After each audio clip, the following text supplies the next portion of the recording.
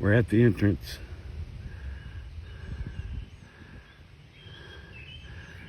of the crossover bridge.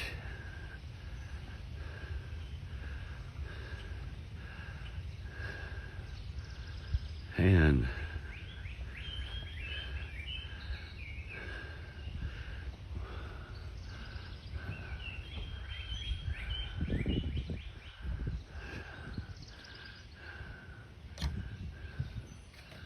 pedestrian only, no vehicles allowed.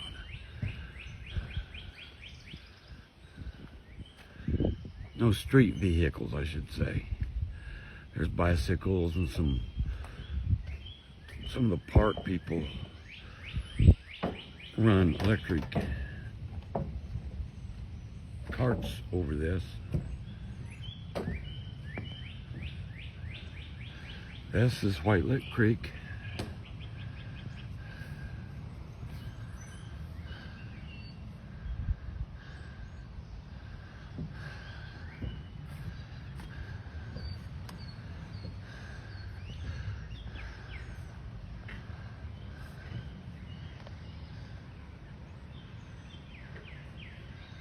And this is a part of the creek that goes behind the apartment I live in.